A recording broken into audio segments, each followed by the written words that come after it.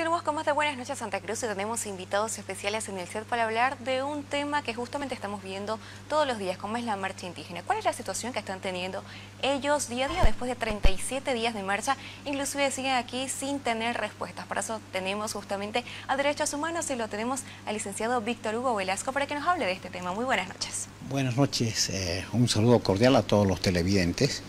Y bueno, decir que han tratado por todos los medios de deslegitimizar una marcha de indígenas, obviamente, que no están pues siendo atendidos, ¿no?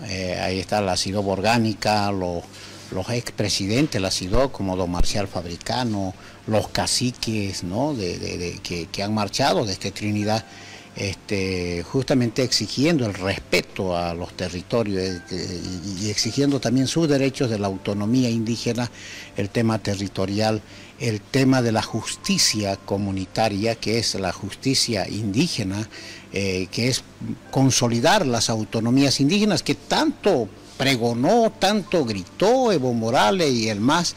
Sin embargo, hoy los más perjudicados, los más marginados de todo este proceso han sido los hermanos indígenas. No hay que olvidar que en el gobierno anterior, como dicen, de la derecha, el gobierno de la derecha tenía un ministerio, la MAIPO, un Ministerio de Asuntos Indígenas y Campesinos.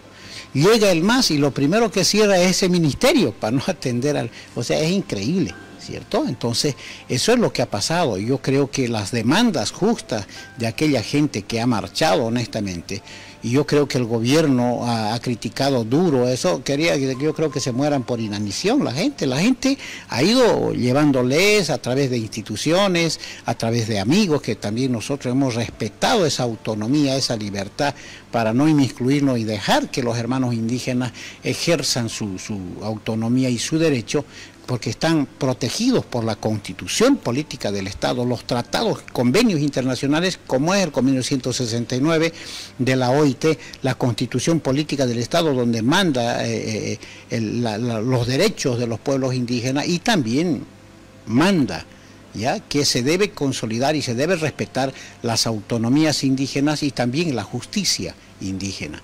Entonces yo creo que lo que tienen que hacer los tres poderes del Estado, como es la justicia, el Parlamento y el Ejecutivo, deben respetar y dejar que también se muevan estos hermanos indígenas. Hasta hoy ellos son los estafados del Estado plurinacional, marginados ¿no? y discriminados, porque este gobierno que dice que tenemos un Estado plurinacional y hablan un montón, que la huipala y demás cosas, sin embargo, vamos al Parlamento y vamos a encontrar 2, 3, 4 culturas representadas. ¿Cómo es que son 37? Por lo menos debería haber un parlamentario por nación, por usos y costumbres, ¿cierto? Aquí en el gobierno departamental tenemos asambleístas por usos y costumbres, ¿no? Están los ayoreos, los guaraní, los chiquitanos, ¿no? Los guarayos y los, ¿cómo se llama esto? Los yuracaremojeños, ¿no? Entonces 5. ¿Eso se hizo cuándo? Desde el Comité Pro Santa Cruz, desde una entidad que dicen de derecha. Allá se puso en el estatuto, incluso están los 5 pueblos, y desde el comité se pidió a Rubén Costas que incorpore ya a esta gente que fue seleccionada por usos y costumbres, y lograron incorporar antes que se apruebe la nueva constitución. Ya en Santa Cruz los pueblos indígenas estaban incorporados en la asamblea departamental. Entonces, esas cosas que tienen que ver con lo, a ver, qué es la izquierda, qué es la derecha, que es un discurso totalmente obsoleto, ¿no? Porque para unas cosas son de izquierda y para otras cosas son más derechistas que cualquier cosa, porque y hasta ahora no tienen resultados, o sea, llegaron, no hay respuesta, y fueron 37 días, ya están más de una semana en Santa Cruz. Ellos quieren directamente reunirse con el presidente Luis Arce sin intermediarios. Eso también está en la Constitución Política Electoral, claro, que ellos puedan hablar con el presidente. ¿Cómo? El presidente es un funcionario público y es de todos los bolivianos, no es de los que están en la CIDOP y de los que solamente están a favor del gobierno, de la CETSUTCB, que para amenazando con guerra civil, con colgar y con matar y todas esas cosas. No, señores, el presidente tiene que ser de todos los bolivianos. No hay bolivianos de primera ni de segunda. Y lo que estos hermanos quieren es hablar pues de jefe a jefe, porque si son líderes de naciones indígenas, Entonces es falso, el discurso indigenista del gobierno es totalmente falso. ¿No los está reconociendo por no ser parte de la CIDOB? La CIDOB está dividida en dos. Es que solo reconocen a los que están a favor de ellos, ¿no? Porque ellos manejan, ¿no?, la GAMPI, ¿cómo se llama?, donde evidentemente se eligen los representantes de la CIDOB, ¿no? Pero también hay este otro pueblo, la CIDOB orgánica, dicen, ¿verdad? Y los pueblos, los que han pedido, los líderes indígenas han pedido el respeto, ¿no?, que se dé lugar a una apertura para que puedan escuchar, para que no los manejen políticamente. Entonces tienen ellos sus derechos, tienen su garantía en el convenio 169. Ahí dice que el gobierno, cuáles son sus facultades y cuál es lo que debe respetar, los territorios ancestrales, por ejemplo. En la Chiquitanía han deshecho todo, han repartido, han aparecido comunidades que nunca existían y dejando sin el futuro a los propios hijos de los indígenas, porque resulta que ahora los hijos de los indígenas y para sus hijos ya no va a haber territorio que repartir porque todo lo han repartido. Entonces, ¿qué estamos haciendo? Están exterminando culturas, ¿no? Están quitando territorios y están prácticamente colonizando. Los Cristóbal Colón de La Paz, de Oruro, de Potosí, son los que han venido al oriente. Ya tanto critican, estaban tumbando la estatua de Cristóbal Colón, pero estos hermanos indígenas que merecen el respeto de sus territorios ancestrales, de que puedan preservar todos esos territorios, puedan producir, cuando el gobierno debería más bien potenciar y hacer productivo que nuestros hermanos indígenas puedan unirse y en forma conjunta generar trabajo, empleo, y así se van a quedar ellos donde están. Entonces, un punto importante también es, aparte de esta marcha que tuvo repercusión a nivel nacional e internacional, también Naciones Unidas y Derechos Humanos a nivel internacional están apoyando a los indígenas. Evidentemente, porque son tratados. El gobierno sí o sí tiene que cumplir los tratados internacionales.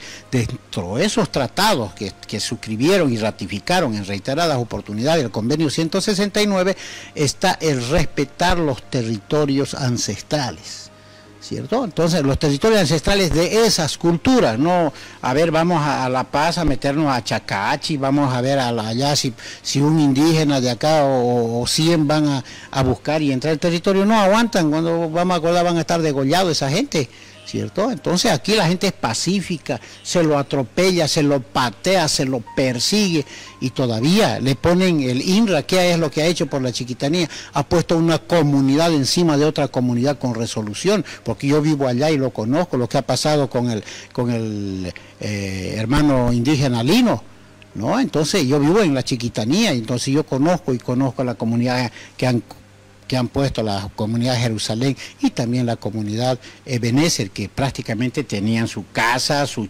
chaco, todo reconocido por los vecinos, por las comunidades. Entonces, esas cosas que ha venido haciendo el INRA, como lo hizo nomás Melgarejo, de hacer el mapa, poner la chima y decir, bueno, esto entregamos, ha causado división, ha causado dolor, ha causado desgracia en nuestros pueblos indígenas. Las quemas, ¿no? Las quemas, yo me atrevo a decir que las quemas han sido provocadas, ¿cierto? Porque vemos que solamente en el área chiquitana, en las tierras donde son productivas, y hay cómplices, hay empresarios cómplices, claro que las hay. ¿Acaso nos vamos a olvidar cuando aprobaron ese decreto, cuando estaba García Linera, ¿no? Y le dijo, ya está, para ustedes pueden tumbar, no hacer un municipio, mejor dicho, tierras que puedan acaparar para más ganado? O sea, ha habido más preferencia para el ganado que para la propia gente, en vez de potenciar temas ecológicos, productos ecológicos con los hermanos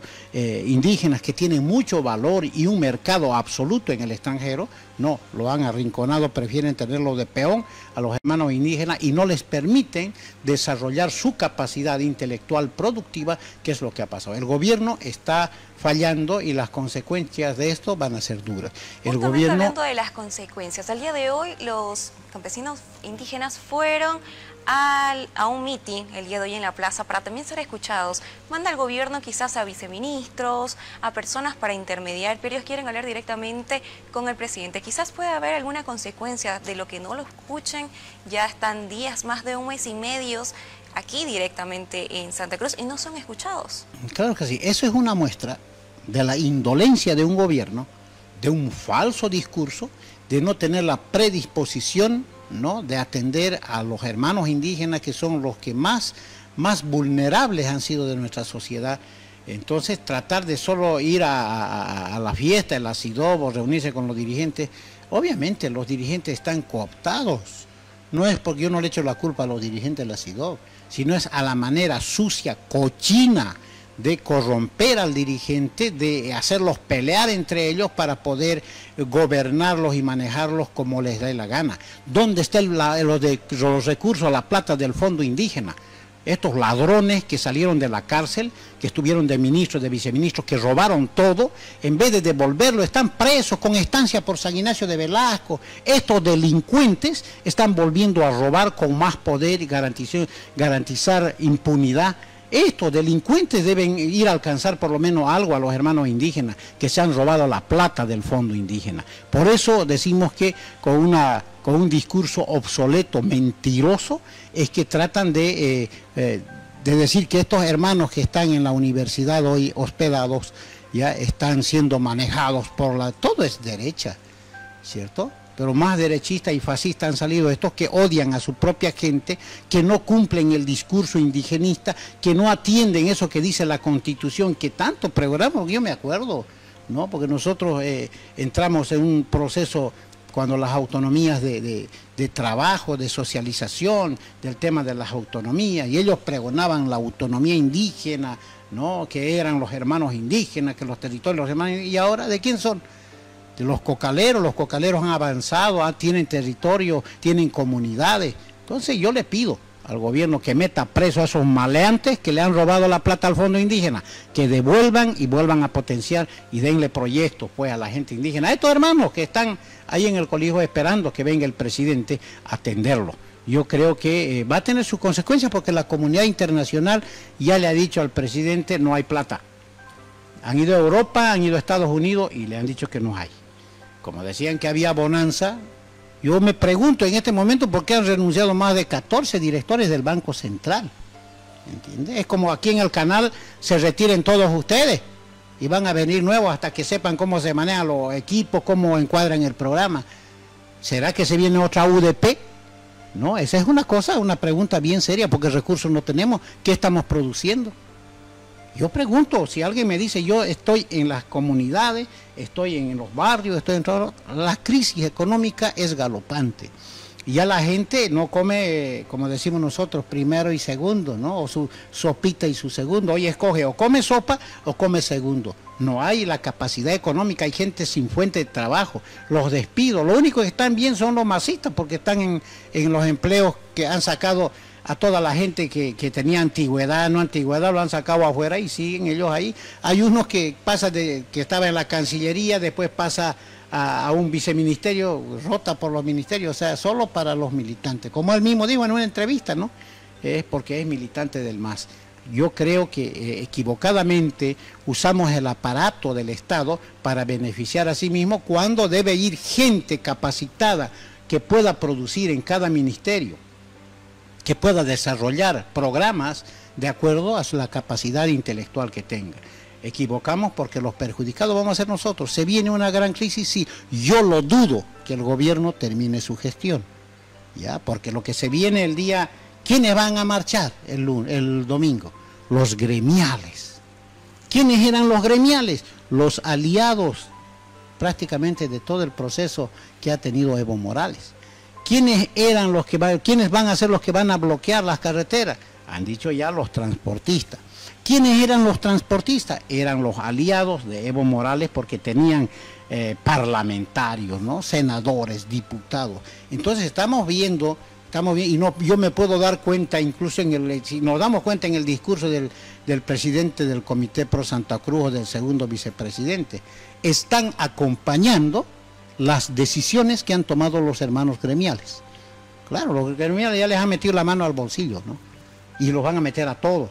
El tema de hereditario, por ejemplo, ese es un complejo.